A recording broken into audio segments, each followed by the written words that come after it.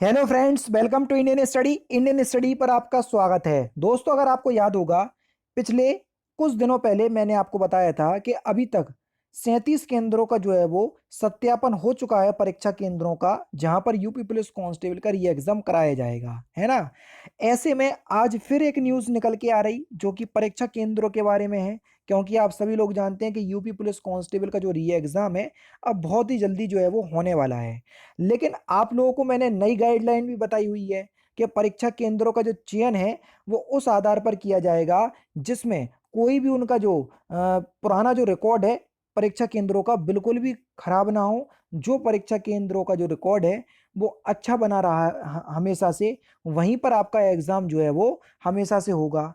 ठीक है। और ये भी बताया था कि जो टीचर होंगे परीक्षा केंद्रों के अंदर उनका जो निर्धारण है वो 30 मिनट पहले किया जाएगा। ये जो नई गाइडलाइन है उसके लिए मैंने आपको वीडियो पहले ही बताई थी और अब मैंने आपको अच्छे से समझा भी दिया था। ठीक है। अब देखो हुआ क्या है, जो न्यूज़ ये निकल करके आ रही है, ये जो न्यूज़ है उन दोनों वीडियो से लिंक कर रही है, इसलिए मैंने आपको उन दोनों वीडियो की जो समरी है पहले बता दी। अब क्या है वो देखो, नई गाइडलाइन के तहत, नई गाइडलाइन आपको बता दी, नई गाइडलाइन के तहत नहीं मिल रहे परीक्षा केंद्र, 11 पालियों में करानी होगी परीक्षा। अब यहाँ पर समझो इस बात को, अगर परीक्षा 11 पालियों में हुई तो ध्यान रखना नॉर्मलाइजेशन होगा। ठीक है, पहली बात। दूसरी बात, नई गाइडलाइन मैंने आपको बता दी थी कि उसी के तहत जब परीक्षा केंद्र छांट रहे ना तो मिल नहीं रहे। पिछली बार जो आपका जो 17 और 18 फरवरी को एग्जाम हुआ था उसमें 126 केंद्रों में परीक्षा हुई थी एक दिन के अंदर, समझ रहे।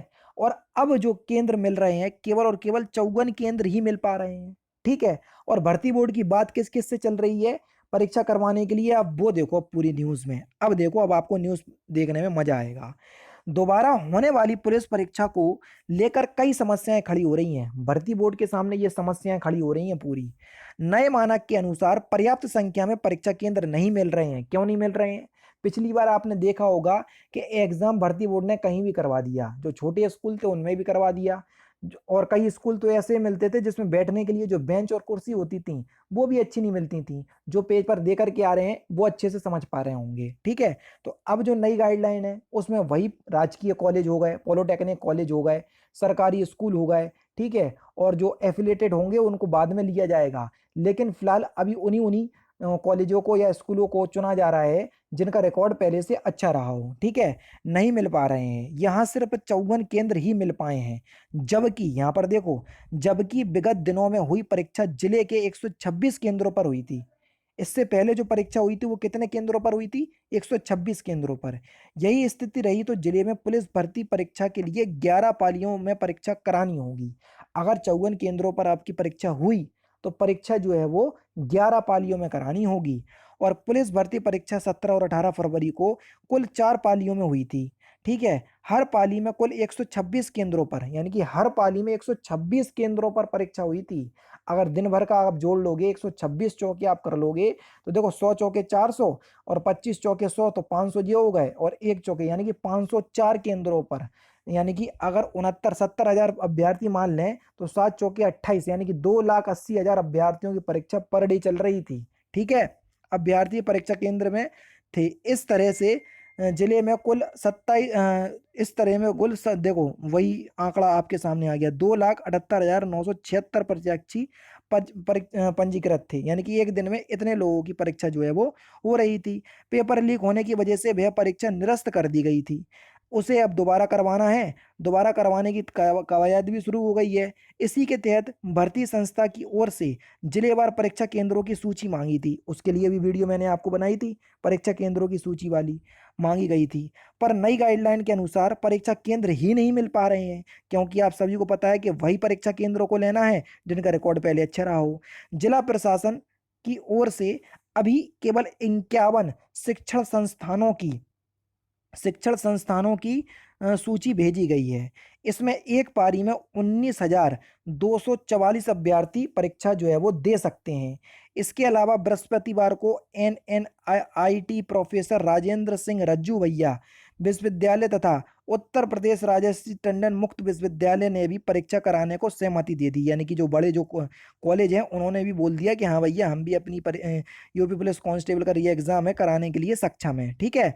और देखो इन केंद्रों पर 1400, 600 और 500 अभ्यर्थी जो है वो एक बार में परीक्षा दे सकेंगे। इस तरह एक पाली में 22,244 अभ्यर्थी परीक्षा में शामिल हो सकेंगे। समझ रहे, एक पाली में अगर एक पाली में 22,000 हो रहा है तो आप लेकर के चलें 22 पंजी 110 हो गया, तो 100 यानी कि 1,10,000 पहले हो रही थी 2,27,000 परीक्षा एक एक दिन में परीक्षार्थियों की परीक्षा, अब हो रही 1,10,000 या कुछ और आएगा 1,10,000 अभ्यर्थियों की परीक्षा पर डे होगी। तो अगर ऐसा चला तो 11 पालियों में परीक्षा होने की संभावना है। परीक्षा में शामिल हो सकेंगे। जिला प्रशासन इलाहाबाद विश्वविद्यालय के भी संपर्क में है, वहां से सहमति मिल जाती है तो एक पाली में अधिकतम 25,000 अभ्यर्थी परीक्षा दे सकेंगे। इस तरह से 2,78,976 अभ्यर्थियों के लिए 4 के बजाय 11 पालियों में परीक्षा आयोजित करनी होगी। कितने? 11 पालियों में। ये एक दिन की बात बता रहे। अगर हम बात करें 73 लाख अभ्यर्थियों की तो आप समझ सकते हो कि परीक्षा अब कितने दिन चलेगी। मतलब क्या है कि मतलब ये है कि परीक्षा जो है जैसे आपकी यूपी पुलिस एसआई की परीक्षा हुई थी वैसे ही अब जो है इसकी परीक्षा थोड़ी आगे तक चल सकेगी।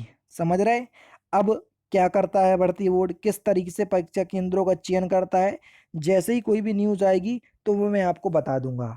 अब देखो ये सारी न्यूज जो मैं आपको डेली बेसिस पे बता रहा हूँ ये सारी न्यूज एक दूसरे से रिलेट कर रही, और जब एक दूसरे से रिलेट कर पा रही हैं तो आप ये मान करके चल सकते हैं कि जो पेपर है, जो भी आपका अमर उजाला हुआ, हिंदुस्तान पे न्यूज़पेपर हुआ या कोई भी न्यूज़पेपर हुआ, ये बिल्कुल सही सही जानकारी आप लोगों तक पहुंचा रहे हैं। समझ रहे। तो आप ये इस चीज को नकार नहीं सकते कि यूपी पुलिस कांस्टेबल के री एग्जाम के लिए बहुत समय बचा हुआ है।